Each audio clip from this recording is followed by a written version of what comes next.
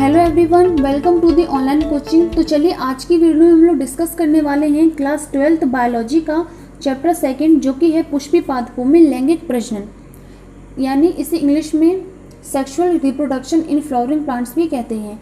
इस चैप्टर में हम लोग पढ़ेंगे कि जो प्लांट्स का फ्लावर वाला पार्ट होता है उसमें कैसे सेक्सुअल रिप्रोडक्शन होता है, यानी वो कैसे लैंगिक जनन की क्रिया द्वारा एक नए संतति पौधे को जन्म देते हैं। तो चलिए स्टार्ट करते हैं। जो पहली हमारी हेडिंग है वो है आवर्तबीजी पादप यानी एंजियोस्पर्मिक प्लांट। आवर्तबीजी पादप या एंजियोस्पर्मिक प्लांट क्या होता है?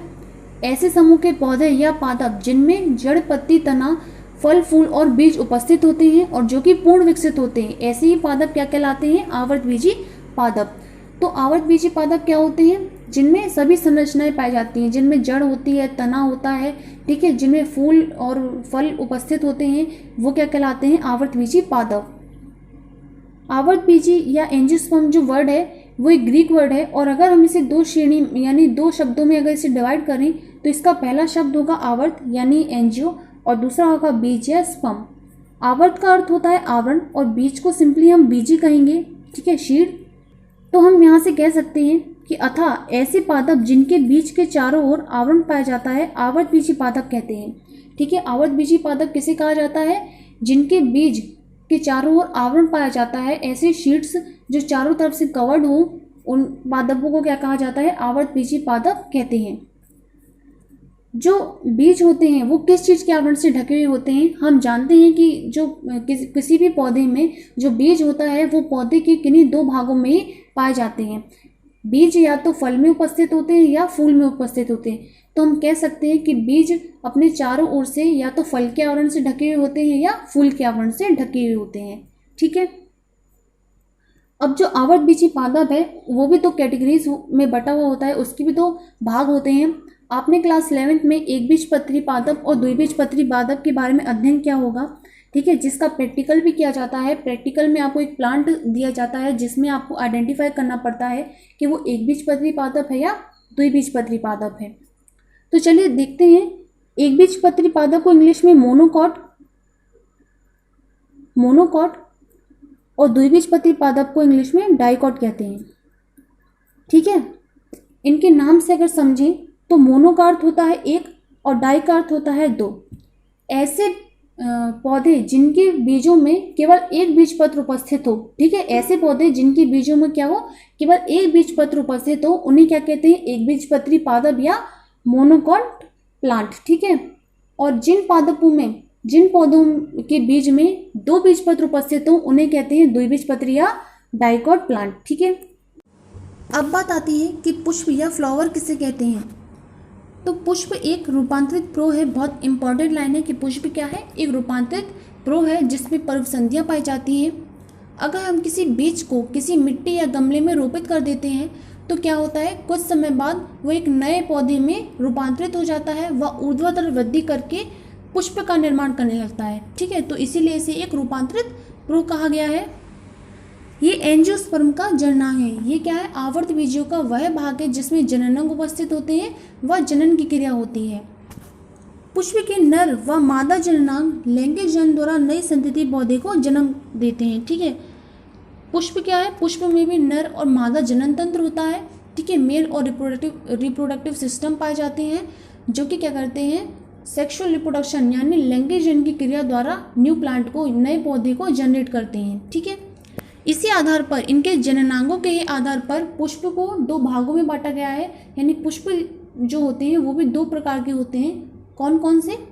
एकलिंगी पुष्प और द्विलिंगी पुष्प, यूनिसेक्सुअल फ्लावर और बायसेक्सुअल फ्लावर। तो यूनिसेक्सुअल और बायसेक्सुअल फ्लावर क्या होता है?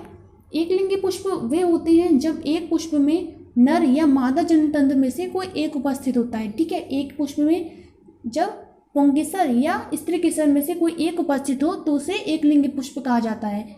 जब जिस पुष्प में नर भाग उपस्थित होता है उसे नर पुष्प, और जब पुष्प में मादा भाग उपस्थित होता है तो उसे मादा पुष्प कहते हैं, ठीक है।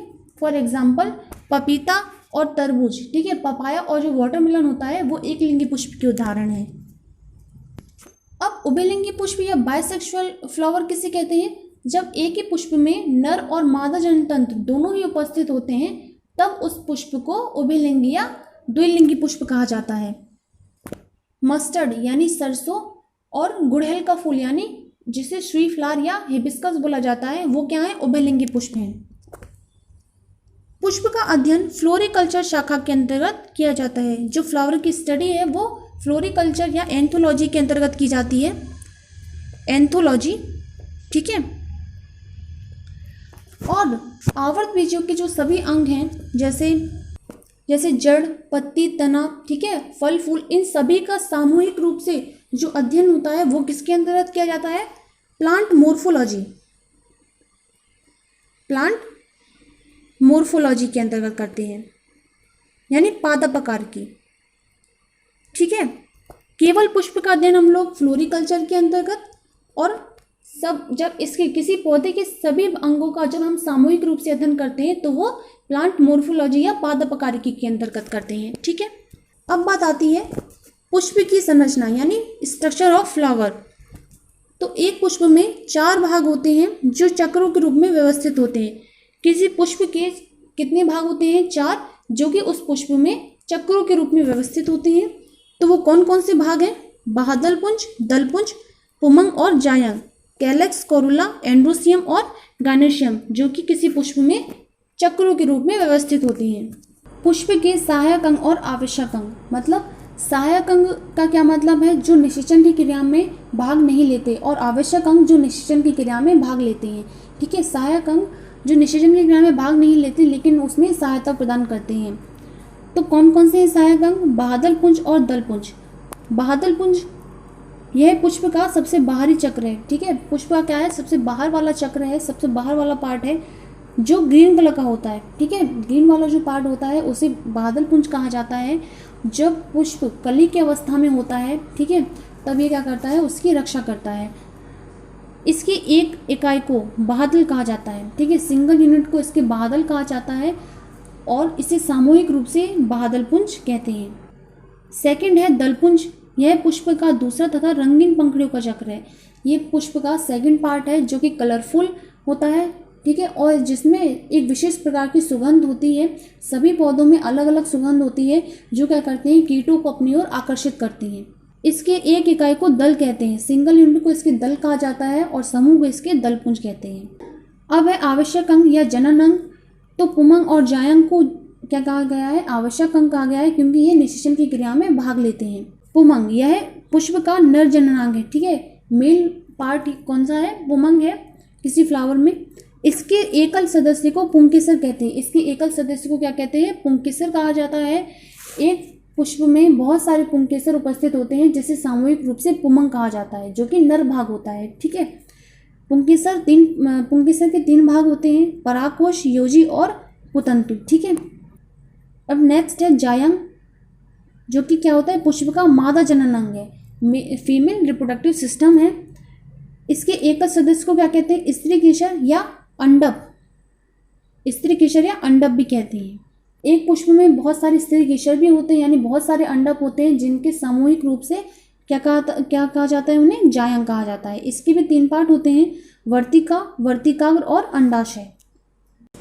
पुष्प आवर्त बीजों का एक आकर्षक अंग। हम बिल्कुल कह सकते हैं कि जो पुष्प होता है, जो फ्लावर होता है, वो क्या है, आवर्त बीजों या एंजियोस्पर्म का एक अट्रैक्ट करने वाला पार्ट है, जो अपने डिफरेंट कलर या अपनी सुगंध से क्या करता है, सभी को अपनी ओर आकर्षित करता है ना। तो चलिए इस डायग्राम के थ्रू हम लोग समझेंगे पुष्प की संरचना को। सबसे पहले बात आती है रिसेप्टिकल की, जिसे इंग्लिश और हिंदी दोनों ही भाषा में रिसेप्टिकल ही कहा जाता है। ये क्या होता है, किसी पुष्प का आधार होता है, यानी बेस होता है, जिससे पुष्प के सभी अंग जुड़े हुए होते हैं। नेक्स्ट है बादल यानी सेपल, जो कि पुष्प का क्या है, सहायक अंग है। पुष्प का जो ग्रीन वाला पार्ट होता है, ठीक है, फ्लावर का जो ग्रीन पार्ट होता है, उसे हम लोग बादल कहते हैं, जिससे सामूहिक रूप से बादल पुंज कहा जाता है। ये जब पुष्प कली की अवस्था में होती है तब उसकी रक्षा करते हैं, और जब खिल जाता है पुष्प तब भी उसी के साथ लगे हुए होते हैं। नेक्स्ट है दल या पेटल। तो दल क्या होता है, ये भी एक सहायक अंग है। पुष्प का जो कलरफुल वाला पार्ट होता है, जो ठीक है, जिसमें सुगंध होती है और रंगीन पंखुड़ियों का जो चक्र होता है, उसे हम लोग दलपुंज कहते हैं, और इसकी एकल इकाई को ही हम लोग दल कहते हैं, ठीक है, ये क्या करते हैं, अपनी सुगंध और कलर से कीटों को अपनी ओर आकर्षित करते हैं, जो कि लैंगिक जनन में सहायता प्रदान करता है।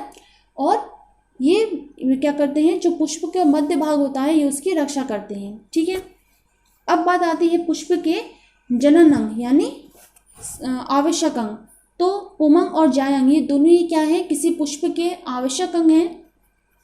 पुमंग या एंड्रोशियम जो कि पुष्प का नर भाग यानी मेल रिप्रोडक्टिव ऑर्गन है, इसमें हमने देखा था कि इसकी जो एकल इकाई है उसे हमने क्या कहा था, पुंकेसर या स्टैमेन।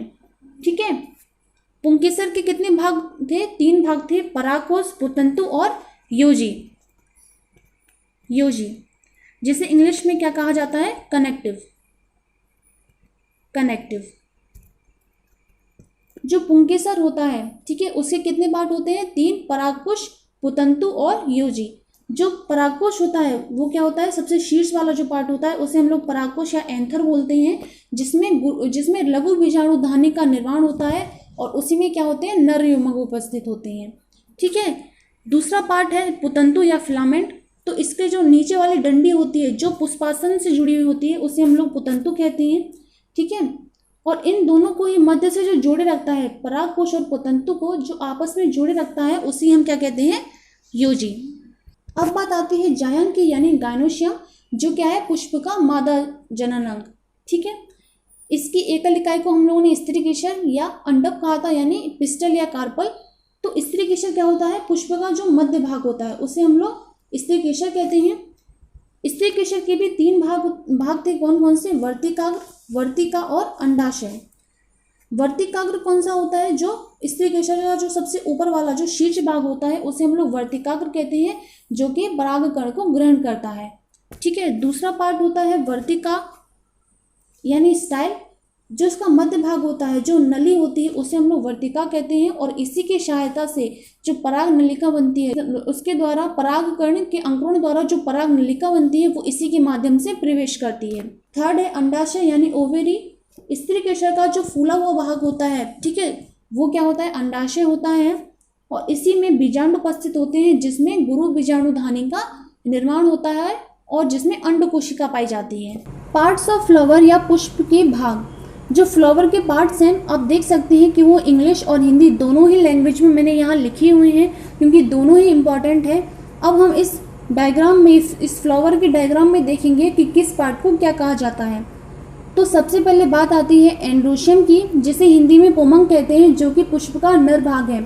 डायग्राम में देखिए, ये जो लंबी और पतली डंडियों वाला जो पार्ट है इसे हम क्या कहते हैं, एंड्रोशियम कहते हैं या पुमंग कहते हैं। नेक्स्ट है गायनोशियम या जायंग हम कह सकते हैं। ये क्या है, पुष्प का मादा भाग है जो कि पुष्प के सेंटर में स्थित होता है। ठीक है, जो मध्य वाला जो भाग होता है उसे हम लोग गायनोशियम या जायंग कहते हैं। फिर है स्टेमिन या पुंकेसर। पुंकेसर क्या है, पुमंग की एकल इकाई है यानी सिंगल यूनिट है। एक पुष्प में बहुत सारे पुंकेसर उपस्थित होते हैं जिन्हें संयुक्त रूप से हम क्या कहते हैं, पुमंग कहते हैं। ठीक है, एक अकेले की बात करें, ठीक है, इस अकेली डंडी की अगर बात करें तो इसे हम क्या कहते हैं, पुंकेसर कहते हैं। फिर है एंथर। एंथर को हम क्या कहते हैं, हिंदी में परागकोश कहते हैं, जो कि पुंकेसर का सबसे ऊपर वाला यानी शीर्ष भाग है। ये वाला जो पार्ट है इसे हम क्या कहते हैं, परागकोश कहते हैं, और इसी में लघु बीजाणु धानी का निर्माण होता है। ठीक है, जिसमें नर युग्मक बनते हैं यानी परागकण बनते हैं। फिर है फिलामेंट यानी पुतंतु। तो परागकोश का जो नीचे वाला पार्ट होता है, जो डंडी होती है, उसे हम क्या कहते हैं, पुतंतु कहते हैं। इसी के सहारे जो परागकोश होता है वो लगा हुआ होता है। जो पुतंतु होता है वो किससे जुड़ा हुआ होता है, पुष्पासन से। जो इन दोनों को मध्य से जो जोड़ा रखता है उसे हम क्या कहते हैं, योजी बोलते हैं, जिसे इंग्लिश में हम क्या कह सकते हैं, कनेक्टिव। ठीक है, योजी को हम इंग्लिश में क्या कहते हैं, कनेक्टिव। फिर बात आती है पिस्टल या कार्पल। जिस तरह से पुमंग की एकल इकाई को हमने क्या कहा था, पुंकेसर कहा था, उसी तरीके से जायंग की एकल इकाई को हम क्या कहते हैं, स्त्री केशर या अंडक। ठीक है, तो स्त्री केशर की अगर बात करें तो इसकी संख्या भी अलग अलग पुष्प में अलग अलग होती है। एक की अगर बात करें तो इसे हम क्या कहते हैं, स्त्री केशर कहते हैं। नेक्स्ट है स्टिग्मा या वर्तिकाग्र। तो स्त्री केसर का जो सबसे ऊपर वाला पार्ट होता है उसे हम क्या कहते हैं, शीर्ष भाग को ही हम क्या कहते हैं, वर्तिकाग्र कहते हैं। नेक्स्ट है स्टाइल यानी वर्तिका। इसका जो मध्य भाग होता है, जो नली होती है, उसे हम क्या कहते हैं, वर्तिका कहते हैं। फिर है अंडाशय यानी ओवेरी। जो स्त्री केसर का सबसे फूला हुआ भाग होता है उसे हम लोग अंडाशय कहते हैं, जिसमें क्या होता है, बीजांड उपस्थित होता है यानी ओव्यूल्स उपस्थित होते हैं, जिसमें गुरु बीजाणु धानी का निर्माण होता है और जिसमें अंड कोशिका यानी एग सेल होती है। फिर बात आती है सेपल यानी बाहदल। तो जो ग्रीन वाला पार्ट होता है, एक की अगर बात करें, एक पत्ती की अगर बात करें तो उसे हम क्या कहते हैं, बादल कहते हैं। फिर है पेटल जिसे हम दल कहते हैं। कलरफुल जो पंखुड़ियाँ होती हैं, पुष्प की जो पंखुड़ियाँ होती हैं उन्हें हम क्या कहते हैं, दल कहते हैं। एक पंखुड़ी को ही हम क्या कहते हैं, दल कहते हैं या पेटल। फिर है कैलेक्स जिसे हम बादल पुंज कहते हैं। समस्त जो बादल होते हैं उनके, ठीक है, दल बादलों को संयुक्त रूप से हम क्या कहते हैं, बादल पुंज कहते हैं। ठीक है, उसी प्रकार से कोरोला यानी दलपुंज के ही सभी समूह को मिलाकर के हम क्या कहते हैं, दलपुंज कहते हैं। ठीक है, और इसकी सिंगल यूनिट को हम क्या कहते हैं, दल। फ्लावर की अगर स्ट्रक्चर को हम लोग क्लियरली समझना चाहें तो जो गुड़हल का फूल होता है, जिसे सुई फ्लावर या हिबिस्कस जिसको बोलते हैं, तो उसमें हम लोग फ्लावर के स्ट्रक्चर को क्लियरली समझ सकते हैं। उसमें हम लोग पुंकेसर, बादलपुंज, दलपुंज इन्हें हम लोग देख सकते हैं। ठीक है, तो गाइस आई होप कि आपको ये वीडियो पसंद आई हो। So thanks for watching and listening me and please subscribe to the channel.